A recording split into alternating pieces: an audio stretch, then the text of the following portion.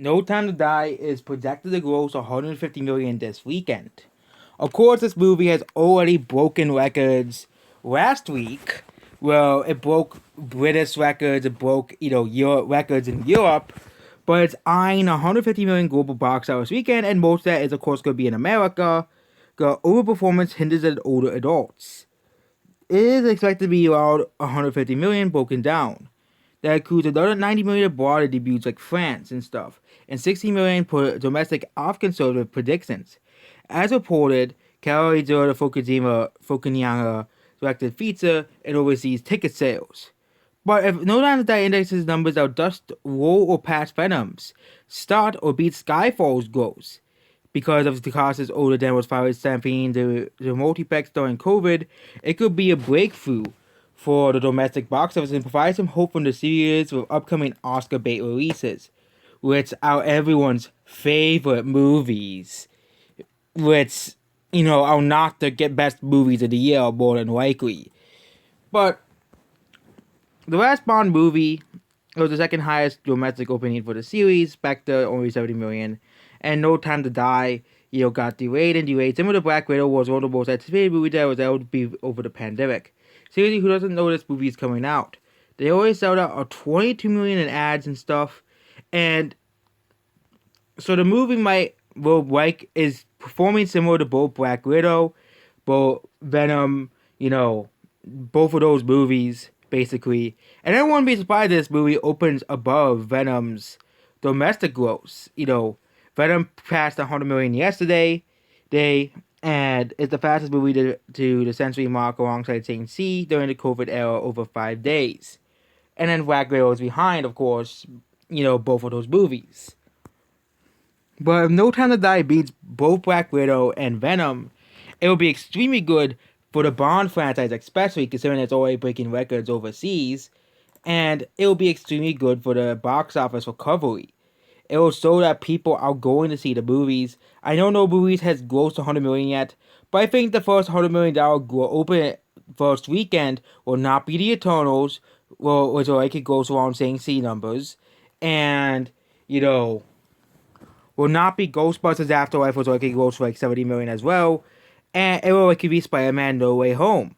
That's because everybody wants to see that movie. I think it'll probably open like north of 150 million domestically alone in its first weekend. Again, it'll also have the legs of the holidays as well, which is typically what those types of movies usually rely on, our holiday openings, holiday grosses. So, yep, Spider-Man No Way Home will likely be the highest opening for a Marvel movie. No one was expecting Shang-Chi to be this successful. Everybody was expecting it to be a moderate success or a flop. Everybody was expecting it to be either a moderate success or a big massive flop, like the Phantom Menace was expecting. But No Time to Die might outperform Venom's opening, basically. Yeah, and it might open 100 million at domestic box office, but again, No Time to Die Bond has never opened to 100 million domestically, so that's very unlikely. Agree. But the first film that is most likely going to get 100 million plus will likely be, of course, Spider-Man.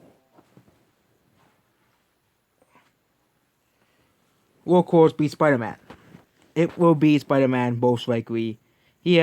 But considering how it's breaking records all in the UK, it might actually pass 100 million domestically its first week. Halloween might pass it too, because again, it is if Halloween Kills gets very well received.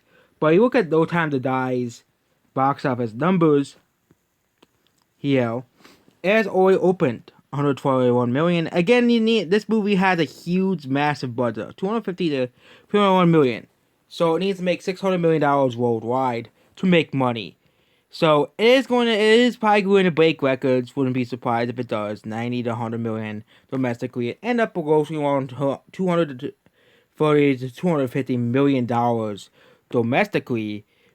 And considering how well received the movie is, considering how well received No Time to Die is, it will make. It says 250 million on here. It will make another $150 million plus it'll probably make around maybe even higher than $150 million because again they were expecting Venom Let There Be Carnage to gross 70 million, 71 million. They were expecting Venom Let There Be Carnage to gross 31 million, but gross 90 million. Okay, that's the key here. Gross 90 million instead of these 71 million they expected.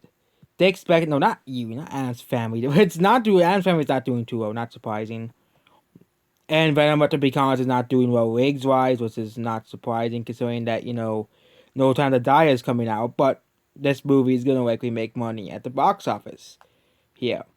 It is likely gonna make money. No Time to Die is coming out next week. No, not next week, tomorrow. Okay. No Time to Die is likely going to make $150 million plus opening. Okay, and again, this is and $90 million is not really a usual October release. But Venom is not really doing that well in terms of rigs, just like Black Widow and just like other movies that were released during the pandemic.